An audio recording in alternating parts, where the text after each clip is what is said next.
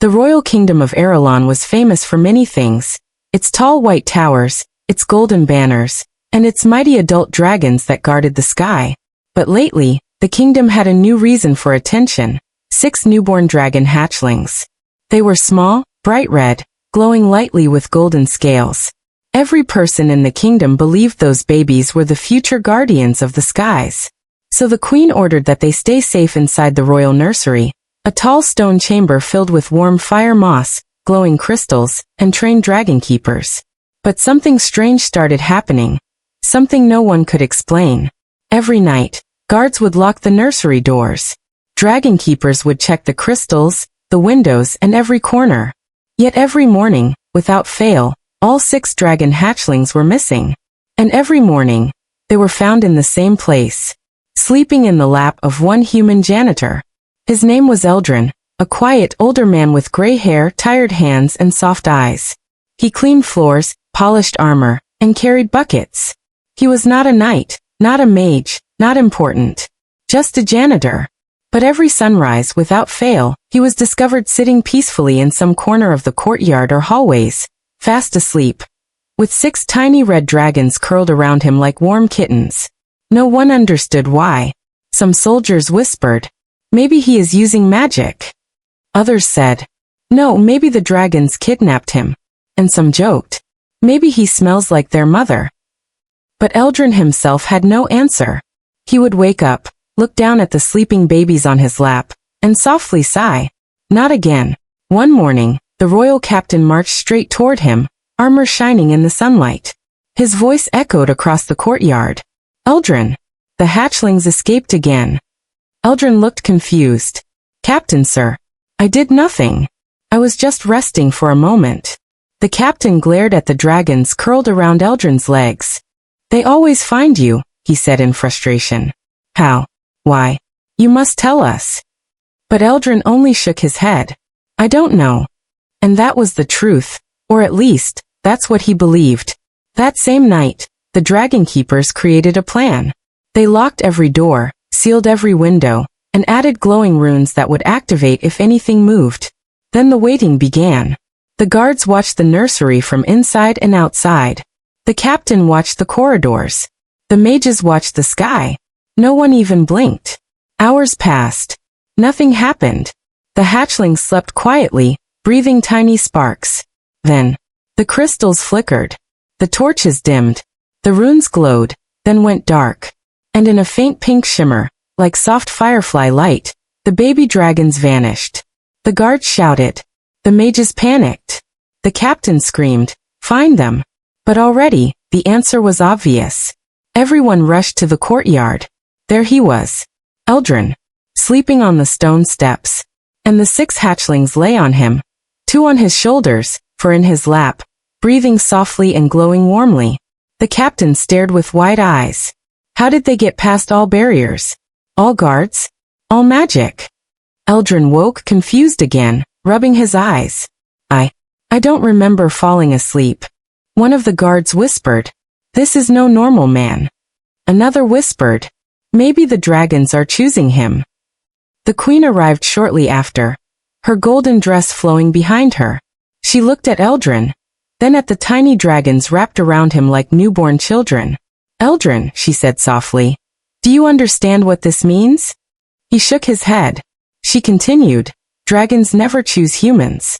They barely trust us. Yet these babies, they run to you. They sleep with you. They bond with you." Eldrin swallowed hard. "Your Majesty, I don't know why they come." The queen studied him carefully. "You are honest. But something is happening here. Something powerful." She touched one of the baby dragons gently. It opened its glowing golden eyes, looked at Eldrin, and nuzzled deeper into his lap. The queen whispered, "The dragons think he is their protector." That night, Eldrin couldn't sleep. He sat alone in his small room, wondering what was happening to his life. He had lived for years in the castle doing simple work. No one noticed him. No one cared. He thought his life had no meaning. But now 6 magical newborn dragons trusted him more than their own keepers. Why?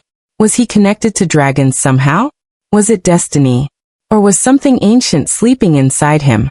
Something even he never knew? As he sat thinking, the room suddenly glowed with soft pink light. He turned slowly.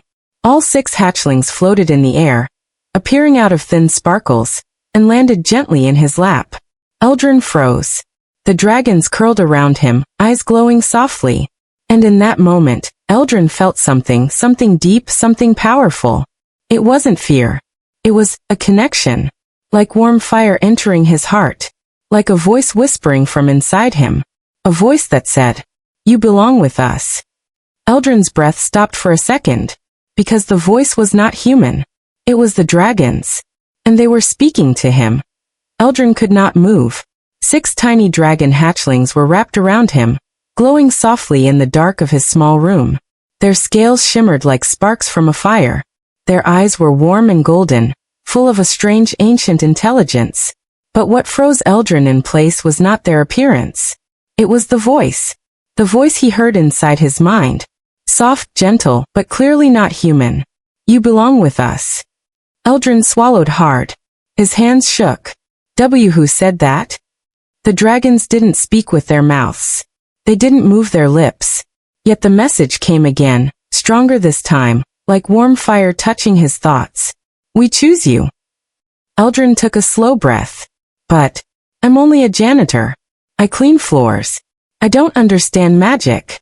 I don't understand dragons." The smallest dragon, barely the size of a cat, crawled onto his chest and pressed its forehead against him. Instantly, Eldrin felt a wave of emotion through his body. Safety, comfort, trust. The dragons trusted him. More than the keepers, more than the mages, more than the royal guards. But why? The next morning, Eldrin walked through the castle with the hatchlings still clinging to him. 2 stayed on his shoulders, 4 slept inside his arms. People stared. Servants paused mid-step. Guards almost dropped their spears. A royal advisor whispered, "This is impossible," while another whispered, "We must tell the queen." Eldrin didn't like attention. In fact, he usually avoided it. But today he had no choice. Everywhere he walked, soft sparkles shimmered around him.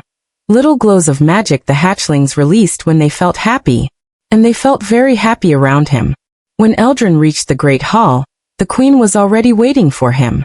She stood tall, calm, thoughtful. But her sharp eyes softened the moment she looked at the babies clinging to Eldrin's chest. "Again," she said quietly. "They escaped the nursery again." Eldrin bowed. "I am sorry, Your Majesty. I don't know why they come to me." The queen smiled slightly. "It is not your fault. It is theirs, and perhaps destiny's." A court mage stepped forward. He wore long dark robes and carried a glowing staff. He studied Eldrin with a curious expression. "Your Majesty," the mage said, "we should examine him. Perhaps he carries ancient dragon energy." Eldrin stepped back instantly. "Examine me? Is that safe?" The queen nodded. "Do not fear.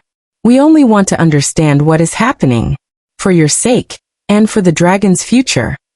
The hatchlings tightened their claws gently around Eldrin, as if protecting him. "No," the mage said softly. "They are not afraid. They are defending him." The queen frowned. "Defending him from us?" Eldrin shook his head quickly. "They're babies. Maybe they don't understand." But he knew they understood more than anyone realized. Because he could feel their emotions inside his mind. A soft link, like a warm rope tying them together. They didn't trust the mage. They didn't trust the guards. They trusted only him. "One more test," the queen ordered. The mage raised his staff. A soft golden circle appeared around Eldrin, floating in the air like a gentle cloud. The dragons reacted instantly. They hissed. They glowed. Their tiny bodies sparked with bright pink light. And before the mage could even finish the spell, the circle shattered like glass. The mage stumbled back. What is this power? The babies should not be this strong." The queen's eyes grew sharp. "Eldrin, did you feel anything?" Eldrin hesitated. "Yes. I felt fear. But not mine. The dragons." The queen nodded slowly, thinking deeply. "Then the connection is real." She stepped closer. "Eldrin, we need the truth. Tell me, can you hear them?" Eldrin's heart pounded. Should he admit it? Would they take the dragons away if he did? Would they take him away? But he gave the honest answer. Yes, your majesty. I hear them. Not words but feelings. Emotions. Sometimes a voice. The queen inhaled sharply. The court mage whispered. This is impossible. Only ancient dragon-bonded individuals could hear dragons. And those bloodlines vanished centuries ago. Eldrin blinked. Dragon-bonded? The queen explained softly. Long ago, there were humans who shared their minds with dragons. They could sense each other, speak through emotion, protect each other. They were rare, sacred, and dangerous. The mage added. If Eldrin is a dragon-bonded, then these hatchlings chose him. Not by accident, but by instinct. Eldrin sat heavily on a stone bench. But why me? I'm nobody. The queen looked at him with a gentle but serious expression. That is what worries me, she murmured. Destiny does not choose nobody. That night, the queen assigned Eldrin a private room closer to the nursery. Guards patrolled outside. Mages watched from afar. Everyone waited for something to happen. But the dragons did not escape. Instead, the dragons waited. Eldrin sat on his new bed, staring at the ceiling. His life was changing so fast he could barely keep up. Why me? He whispered again. A warm glow appeared at the foot of the bed. One of the hatchlings slowly walked toward him, climbed into his lap, and curled into a small ball. Eldrin placed his hand gently on its back. Instantly he felt something different. Not simple emotions, not warmth. But a memory. A memory that wasn't his. He saw fire. He saw a giant red dragon. He saw ancient ruins. He saw a human standing beside the dragon, hand on its head, connected like one soul. Then he heard a whisper. Find the truth. You are our last bond. Eldrin gasped and pulled his hand back. The dragon hatchling looked up at him with glowing eyes. It knew he had seen the memory, which meant one thing. Eldrin wasn't just connected to them. He had a past connected to dragons, one that had been forgotten, or hidden. And now, the dragons wanted him to remember. Eldrin barely slept that night. His mind kept replaying the strange vision he saw when he touched the hatchling. A giant red dragon. A human standing beside it. A bond that felt powerful. Ancient, unbreakable. He woke before sunrise, sitting on the edge of his bed with his head in his hands. Who was that? He whispered. Why did I see that? Before he could think more, the door slowly creaked open. All 6 baby dragons floated inside again, glowing softly and humming like warm fireflies. They landed on his bed, around his feet and shoulders, waiting for him to wake. Eldrin smiled weakly. You all again, you really don't leave me alone, do you? One hatchling, smaller than the rest, nudged his hand softly. A message formed in his mind. We remember. You must remember too. Eldrin's chest tightened. He had never felt so scared of his own past. Later that morning, the queen summoned him to the great library. It was an old place filled with tall shelves, dusty scrolls, and glowing lanterns. The queen stood near a long table with ancient books open before her. Beside her stood the royal mage, who looked troubled and tired. Eldrin, the queen said gently, we spent the night searching, and we found something. The mage pointed to an old scroll. This is from the Age of Flames, over 400 years old. Eldrin leaned forward, nervous. The mage continued. Long ago there was a human family known as the Flamekeepers. They were the last true dragon-bonded bloodline. Humans who could share thoughts with dragons, and dragons who protected them with their lives. Eldrin frowned. But I don't know anything about that. The queen looked into his eyes. Many Flamekeepers died in a great war. The survivors hid. Some changed their names. Some lived simple lives to avoid attention. Eldrin stepped back. You're saying, I'm part of that bloodline. The queen nodded slowly. We cannot be sure. But the dragons believe you are. The hatchlings tightened around Eldrin's legs. Their bodies warmed, glowing softly. The mage whispered, dragons only bond with their own kind. Human or dragon, it doesn't matter. They bond with family. Eldrin felt his breath catch. Family? He had never felt like he belonged anywhere. He lived alone. Worked alone. A quiet man in the background of the castle. But now, 6 magical creatures saw him differently. As one of their own. The queen closed the scroll. Eldrin, this is not just a mystery. This might be a warning. Eldrin blinked. A warning. The mage nodded. Your vision last night. That giant red dragon. That was no ordinary dragon. That was Astrael, the Dragon King. The most powerful dragon ever recorded. Eldrin's heart skipped. But why would I see him? Because, the queen whispered. Astrael's power is returning to the world. And the last time it returned, a war began. Eldrin felt the room spin slightly. So what do you want me to do? The queen's voice softened. For now, stay with the hatchlings. Learn from them. They are trying to tell you something. The smallest hatchling crawled into Eldrin's arms. A warm spark passed through his chest again. A new message formed. He is coming. Eldrin froze. Who? He whispered. The hatchling pressed its forehead to his chest. The one who wants us. The one who hunted our kind. Eldrin swallowed. You mean the dragons are in danger? The hatchling answered with a trembling glow. All of us are. The queen ordered more guards near Eldrin. The royal mage prepared protective spells. But deep inside, Eldrin already knew something. No spell, no guard, no wall could stop the coming danger. That night, Eldrin sat on his bed again. The room was quiet. The castle halls outside were silent. The baby dragons slept around him in a circle. But Eldrin could not sleep. He stared at the ceiling. What do you want me to do? He whispered. The smallest hatchling opened one eye. It crawled into his lap and rested its head against his chest. A soft vision appeared again, but clearer this time. A tall dark figure covered in shadows. A burning forest. A giant dragon collapsing in flames. A powerful weapon shaped like a long black spear. Then a voice whispering. The flamekeepers must fall. Eldrin gasped and grabbed the edge of his bed. He could still hear the voice echoing in his mind. Cold. Merciless. Hungry for destruction. The hatchling trembled softly. Danger. It whispered into his mind. He hunts us. Eldrin gently placed his hand on its head. Don't worry. I won't let anything hurt you. The hatchling's glow warmed his palm. A soft message formed. You are our shield. Eldrin felt something stir deep inside. Something he had ignored his whole life. Strength. Courage. A fire he didn't know he had. He wasn't just a janitor anymore.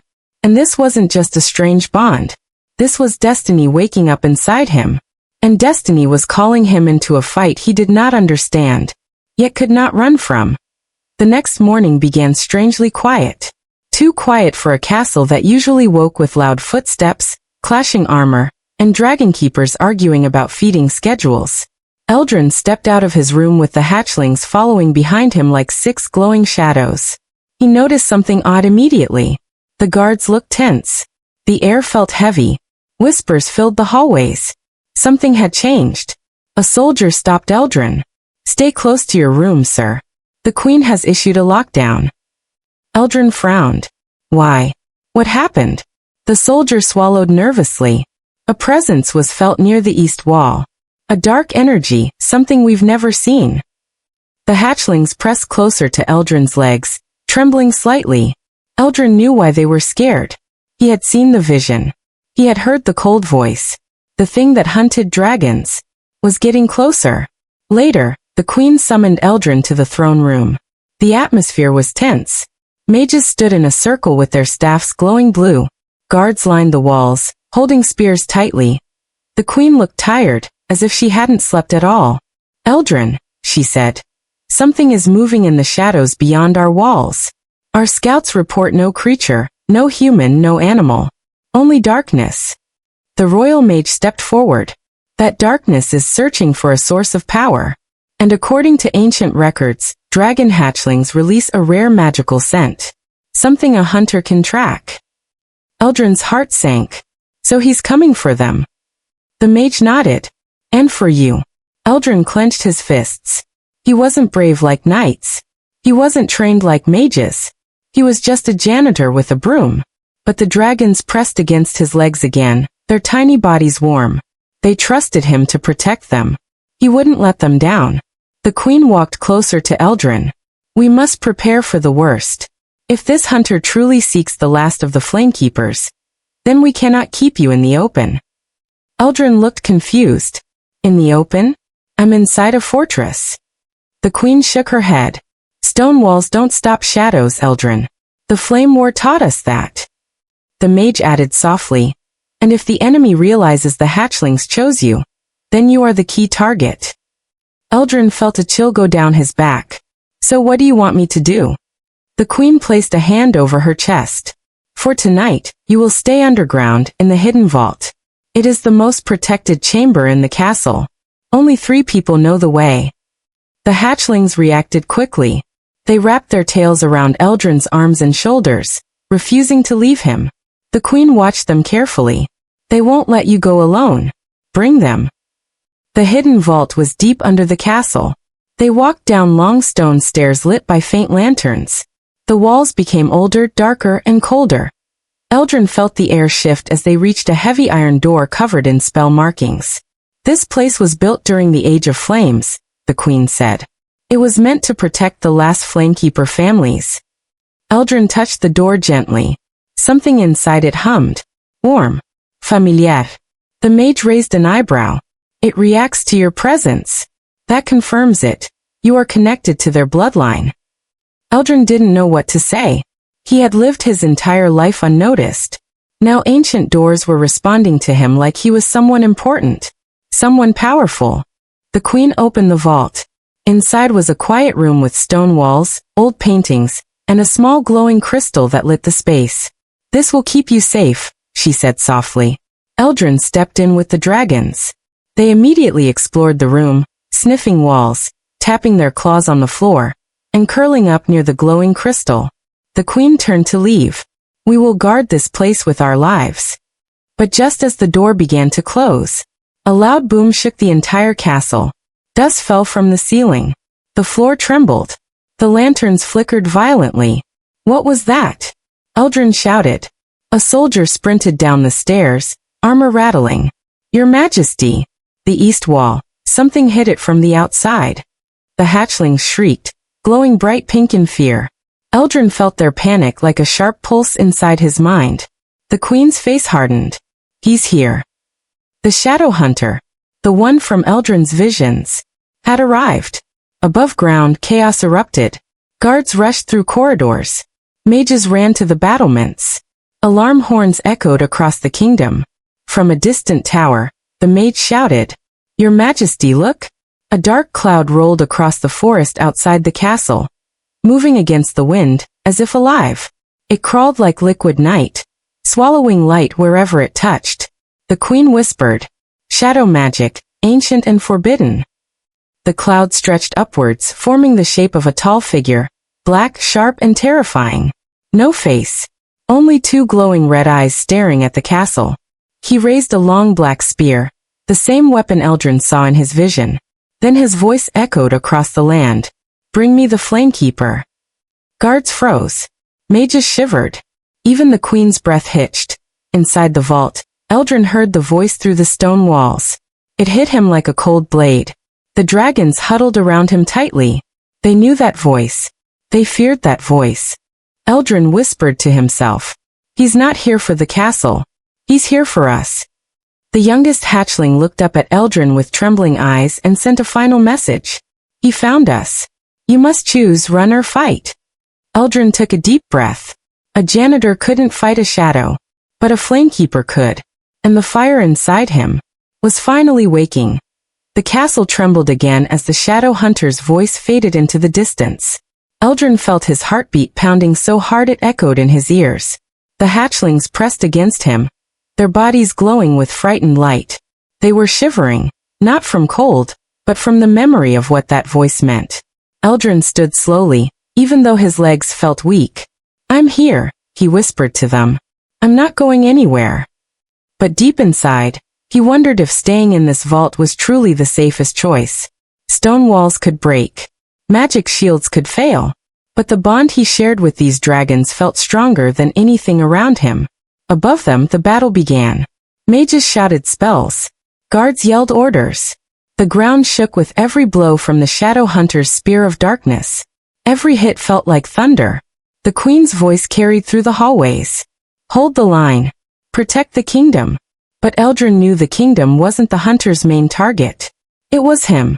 Or rather, what he carried inside. An ancient bond, a forgotten bloodline. A spark of power the hunter wanted to destroy. The hatchlings began to glow brighter. Their tiny wings unfolded, shimmering with warm colors, red, gold, and pink. The smallest hatchling climbed onto Eldrin's shoulder and pressed its forehead to his cheek. A soft message entered his mind. He will break the walls. He will find us. We must leave. Eldrin looked around the vault. Leave? But this is the most protected place in the castle. The hatchling answered with a trembling emotion. Fear mixed with urgency. Protected on the outside, but weak on the inside. He knows the old ways. Eldrin understood instantly. The shadow hunter wasn't just a creature. He wasn't just powerful. He understood ancient magic, the same magic that built this vault. And if he understood it, he could tear it apart. A loud crack split the air. Dust fell from the ceiling. Stones shifted overhead. He was already breaking in. Eldrin stepped back. We need to warn the queen. He grabbed the nearest hatchling gently and tucked it close to his chest. The others followed, climbing onto his shoulders, arms, and back. Together, they ran toward the iron door.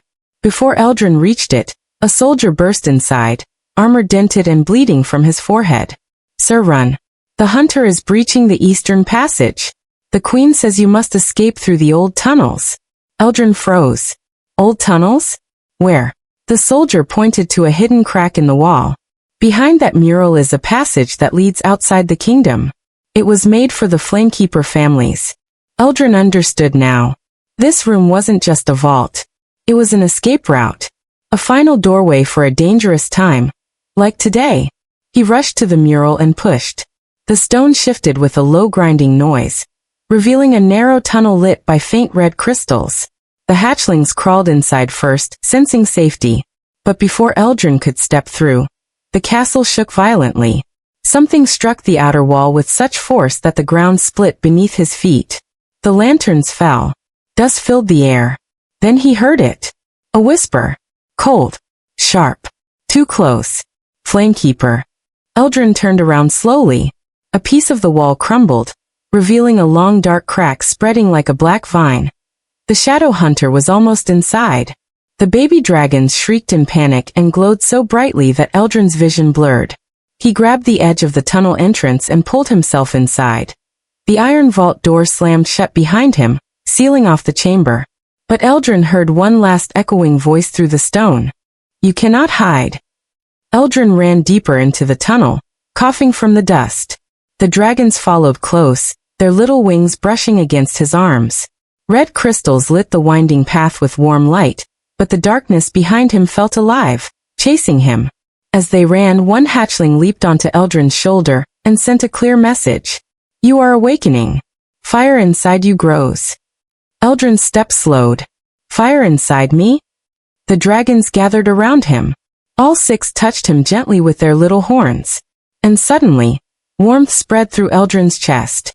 A flame, small but strong. Ancient but familiar. It pulsed with life, matching the rhythm of the dragon's glow. Eldrin gasped and fell to one knee. His hands burned, not with pain but with power.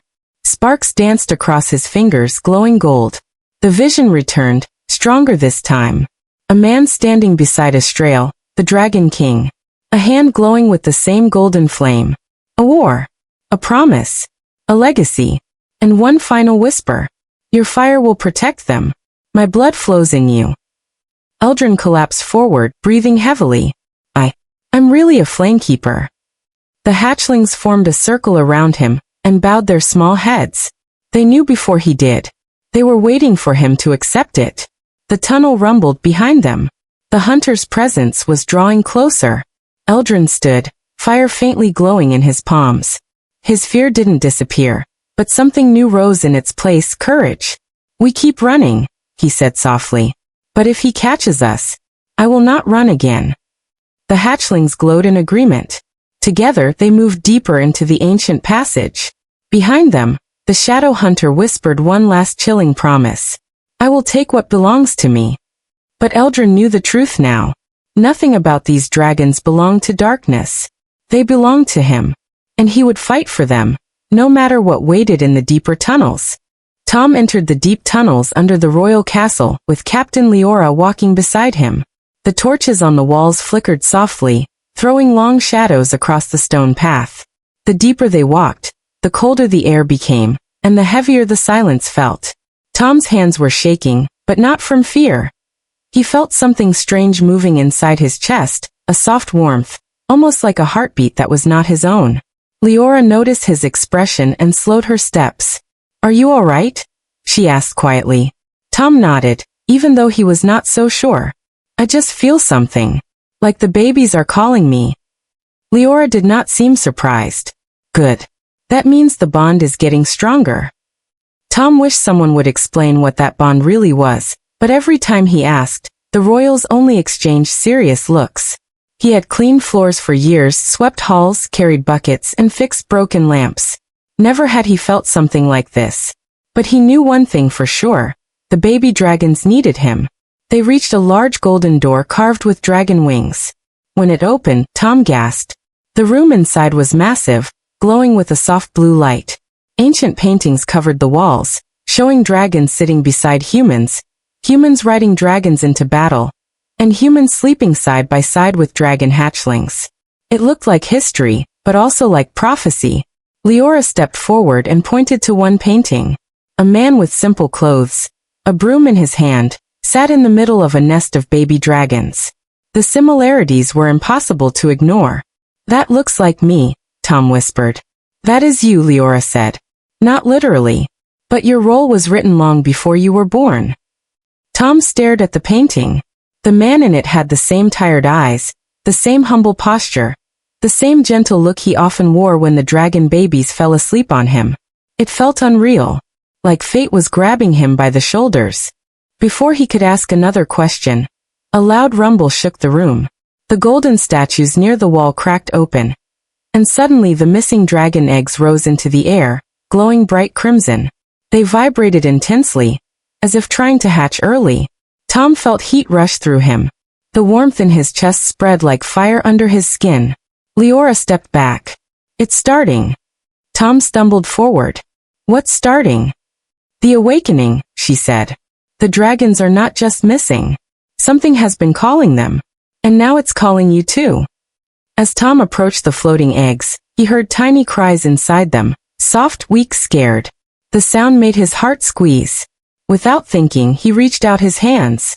The eggs slowly floated down and touched his palms. Immediately, a blinding light filled the room. Tom screamed, not from pain, but from the overwhelming surge of energy rushing through him. The eggs glowed brighter, then cracked. Inside were 3 baby dragons, smaller than the others, colored silver with faint blue stripes. They opened their eyes and stared straight into Tom's soul. And then they crawled into his arms and fell asleep. Leora stared in shock. That should not be possible. Only dragon royalty can bond with silver hatchlings. Tom didn't know what to say. He felt the hatchlings breathing softly against him. He felt their trust, their affection, and their fear. They trembled like they had been searching for him for a long time. "Why me?" Tom whispered. Leora took a deep breath. "Because you carry something ancient. Something forgotten." Tom frowned. "I'm just a janitor." "No," she said. "You're more than that. You were born with a dragon mark. It's hidden, but the babies sense it."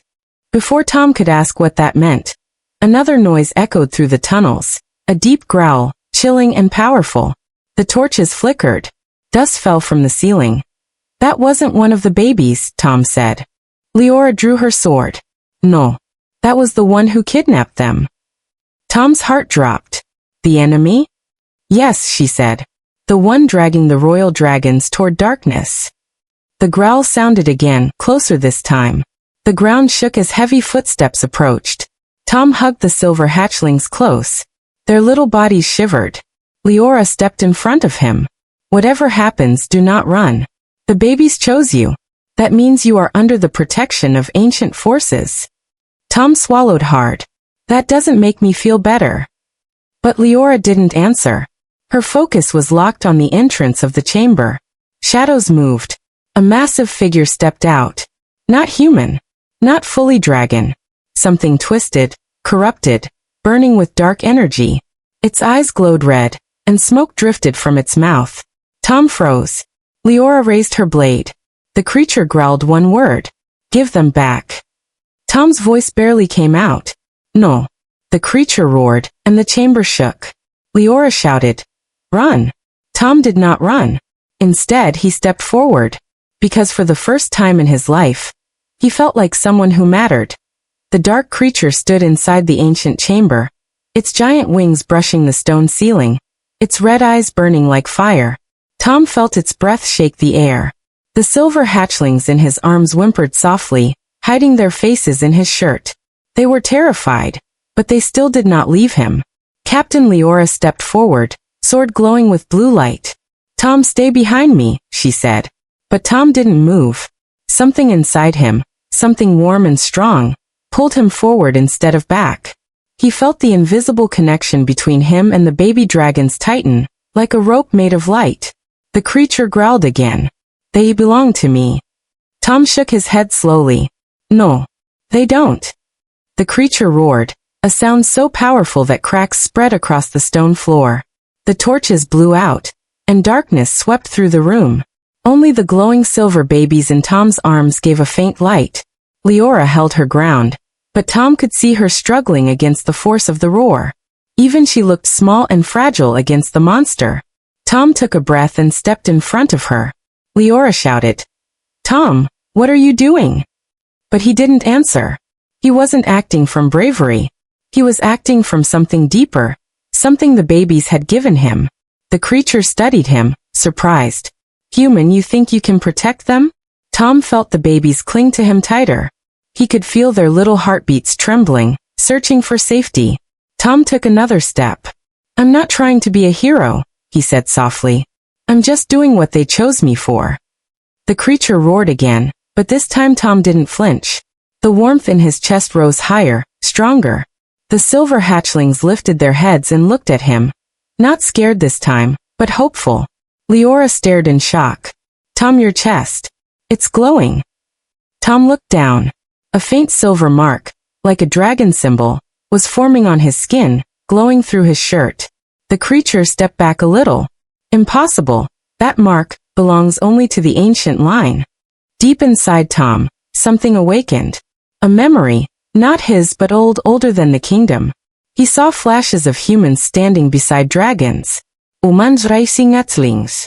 Humans chosen not for strength or power, but for heart. Tom felt tears in his eyes. "I'm not special," he whispered. "But they made me special." The creature hissed angrily. "Then you must fall." It charged forward, claws ready to strike. Leora screamed, "Tom, move!" But Tom did something no one expected. He held the babies close and stepped toward the monster. The silver light in his chest burst outward. A giant wave of energy spread through the room, bright and warm like a sunrise. The creature slammed to a stop, roaring in pain as the light burned against its dark skin. Tom could barely stand. The power pouring out of him was too strong. His legs shook, but he didn't fall. The babies were feeding him strength, tiny breaths of hope filling his body. The creature staggered back. "No, no. That light, it should not exist." Leora's eyes widened. "Tom, you're using ancient dragon magic." Tom didn't know how he was doing it. He only knew the babies were safe as long as he stood between them and the darkness. The creature tried one last time, pushing through the silver light, screaming in anger and fear. Tom raised his hand, and the light intensified, so bright that the walls shook. With a final roar, the dark creature dissolved into black smoke and vanished. Silence filled the chamber. The silver glow faded. Tom's knees buckled, and he collapsed. Leora caught him before he hit the floor. The babies crawled onto his chest, safe again, humming softly. Leora looked down at him with tears in her eyes. "Tom, you saved the kingdom." Tom gave a weak smile. "No. They saved me." He closed his eyes, exhausted but alive. A few hours later, Tom woke up in a soft bed. The castle healers stood nearby. Leora sat beside him, and the baby dragons were sleeping peacefully on his lap. "You've been unconscious for 3 hours, Leora said softly. "The king wants to see you." Tom sat up, confused. The king. When Tom entered the throne room, everyone bowed, not to royalty, but to him. The king stepped forward, his voice gentle. The dragons chose you, Tom. And today, you protected more than hatchlings. You protected the future of our kingdom. Tom swallowed nervously. But I'm just a janitor. The king smiled. Not anymore. He raised a golden medal. From this day forward, you are the royal dragon guardian. The room erupted in applause. Tom's face went red. He felt like hiding behind a broom. But the silver babies climbed up his shoulders proudly, squeaking happily. Leora smirked. Looks like you have a new job. Tom laughed softly. Yeah. Decido. The final scene. Late that night, Tom sat in the courtyard where everything began. The baby dragons curled up in his lap, sleeping peacefully, just like always. He whispered softly, I'm not sure why you picked me, but I won't let you down. A warm breeze blew past him. The stars above seemed brighter than ever. And for the first time in his life, Tom felt like he belonged somewhere. He wasn't just cleaning the castle anymore. He was protecting its heart.